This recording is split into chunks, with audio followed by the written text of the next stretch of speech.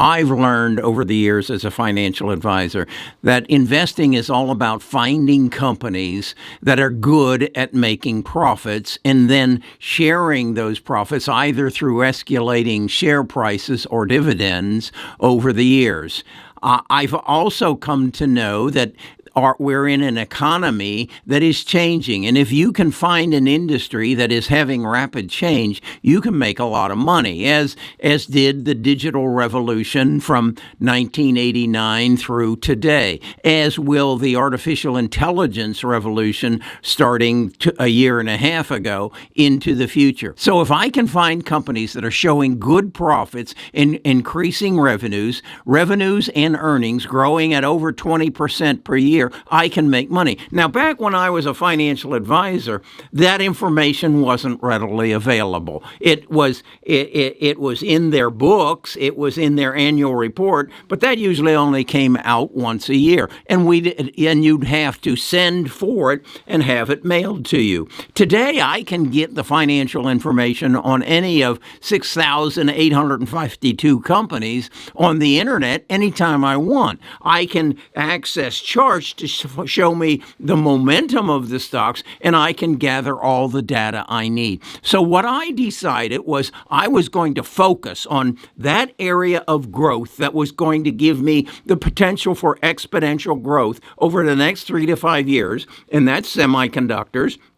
That's artificial intelligence. So if I will focus on that and then learn how to read the data, I can make better investment decisions. And I can actually put myself in a position through creating an algorithm, predict what the price of a stock is going to be in the future with a tremendous element of accuracy. And that's what I've done. And so for myself, I've created what I call my cheat sheet. And that is a very concise way in which I analyze 39 stocks in the area of artificial intelligence and semiconductors, which is going to drive artificial intelligence, and then watch them on a day-to-day basis, attend their earnings calls, and learn where they project their business is going, and then use that data to project what the price of the stock will be in the future based on their past year's tendencies. I put it on a cheat sheet, I update it every day, and I share it with my tribe. What I want to do is explain it to you today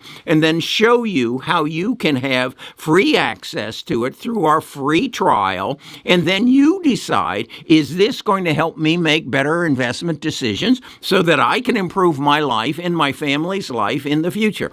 Let's go to my computer. I'll show you my cheat sheet. I'll explain to you how it works. I'll explain to you how I update it, and I'll explain to you how you can get it free, and then from after the free trial, how you can have it every day as it continues to get better, as I learn more and more. And as I take technology, I just had a call with Dell yesterday about acquiring a AI factory, which will give me even more data on a more timely basis, and you will share in the access to that data if you become a member of the tribe. Let's go to the computer. I know your time is valuable. Okay, this is my cheat sheet. Over the last week, I've made it smaller and made it simpler so that I can convey the information to help you make better long-term investment decisions. I'm going to use, let's say, Apple as my example to explain it to you. A ticker symbol, current price, and this is updated through technology on the Google Sheets, and you'll probably see the price change since the market is currently open. This is the market cap. This is the PE ratio, and I've just now started adding the PEG ratio. PEG ratio is basically a number which says the PE ratio divided by the growth in revenues on an annual basis. Well, so what this does is gives you a comparison as to how fast this company is growing their revenues relative to their earnings per share. And you can see the numbers are very revealing. Here, Apple's is 3.55, but I come down here and ACLS is a 0.53. To give you a representation of what that means, look at NVIDIA's. It's 0.09. So the lower the number, the faster the revenues are growing relative to the PE ratio. So in essence, what that number is telling you, this is a stock that's going to go faster than Apple over the coming years. Now, that's not all the information you need to make an investment decision, but it throws some light onto what is the profits, the pace of profits relative to the price of the stock. Look at this one. This is ASM. This is the company that makes the massive machines that produces semiconductors. Yes, they are growing. Yes, their earnings are growing, but nothing at the rate compared to the ones right below it, Dell. So this helps you make a better investment decision. We said this is the current price, 209, but I don't want to buy it at 209 today, and I don't suggest you do. I believe that there will be some form of pullback or correction, and through my technical analysis, I believe Apple will come down to 160. Now, if it doesn't, I will continue to monitor it through technical analysis, and I will adjust this number based on my analysis on a daily basis. Then I show you how far in dollars it is off the current price, that is my target price to current price, and what percentage that is. This is AMD. It is currently selling for $159.35. I want to buy it at $155. So it's only $4.35 off its target price, or $3.73. Then we go into my analysis where I use their earnings per share and their past performance to predict what the price will be. I've created an algorithm, what the price of this stock will be at the close of business on December 31st, 2024. And I'm saying AMD will not be much higher than it currently is. It will be at 159.96. But then, and this is what Wall Street says its price will be over the next 12 to 18 months, 193.84. Now, I then also, through my algorithm, predict that the price of AMD will be $288.12 at the close of business on December the 31st of 2025. 2026, AMD will be at $279 or $76.21. So what I'm telling you then is, if you buy it at the target price of 155, you are going to have a 2.5-year gain in the price of the stock of 206%. If you buy it at the current price, you're going to have $73 or 73.34%. That is an average, or the 206 is an average annualized rate of return of 82.76%. That is quite good. Now you compare that to Apple right above it.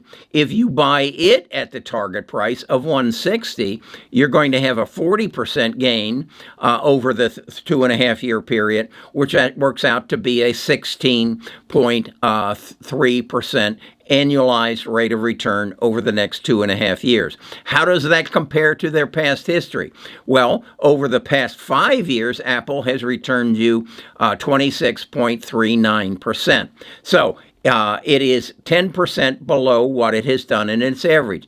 Am I guaranteeing this as a yes or no, an up or down? No. And am I guaranteeing that that is what it will be 3 weeks from now? No. Because as situations change, as Apple says, hey, our AI program is taking better hold than we thought it would, and we are projecting that our earnings will increase, and our earnings per share will increase, that number will change because I will monitor it on a daily basis. So what you see here is a comparison of PE ratios and PEG ratios to help you find the stocks that are going to get substantial greater growth. You're seeing what I believe technology says the target price that you will be able to buy it if we get a pullback is, and then I'm telling you how far it is off that target price, and then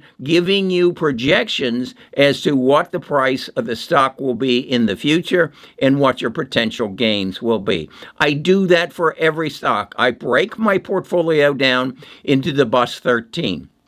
These are the hardware. These are the companies that are established, that are creating the hardware, that semiconductors that control the data. This is the nuts and bolts of the future of artificial intelligence and semiconductors. Then I come down here and I use the bus 12.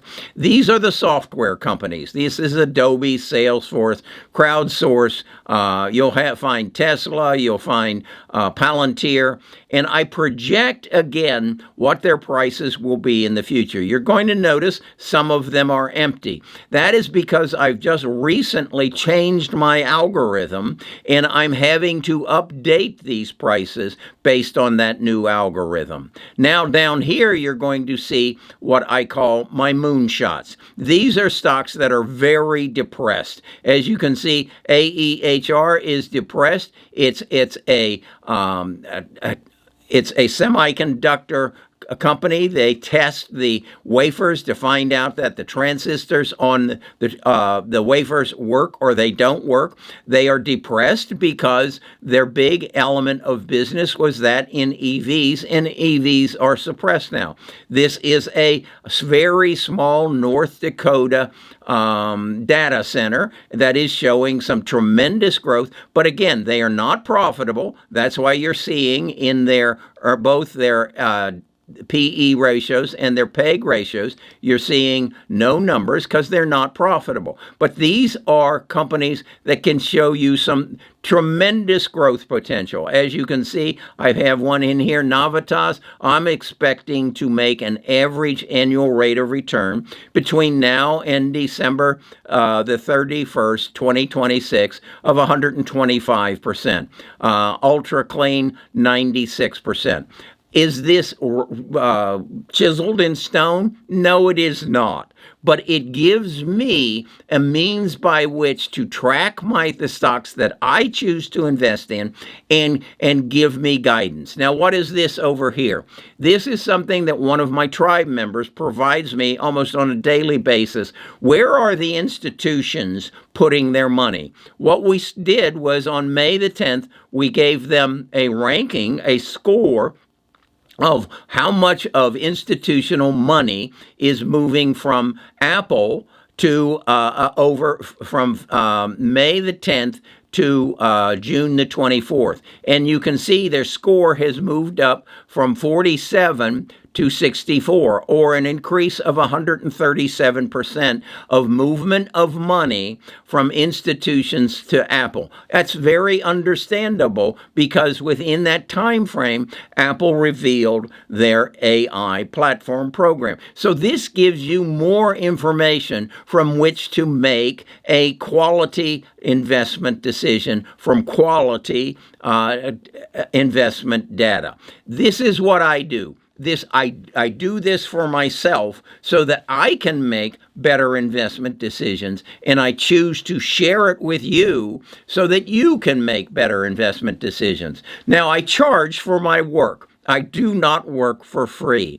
I have my past education. I have my daily work 7 days a week that I put into this. And so I ask you to share in the cost of producing this. And that goes for $60 a month. but I want to prove to you that you can make money in this. So I'm offering it free for 14-day trial. You choose when you want to enter.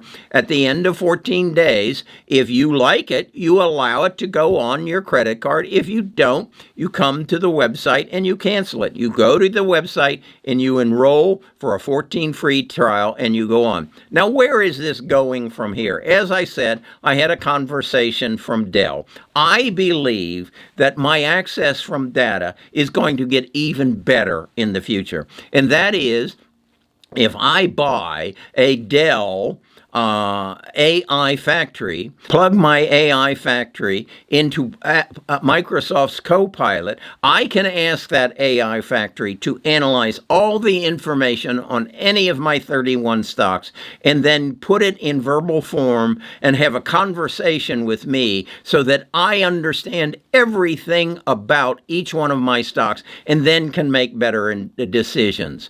I spoke with Dell. They have no idea what the price I'm going to pay. I believe it's going to be in excess of $30,000. I believe it could be as high as $100,000. I'm going to access that for my investment benefit.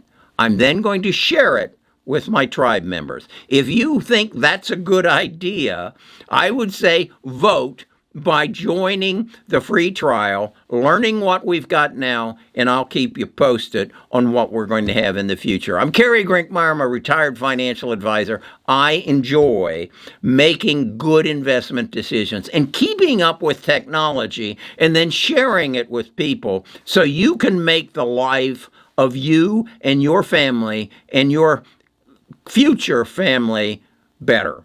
If I can do that, my life dream will be fulfilled. Talk to you more about this in the future.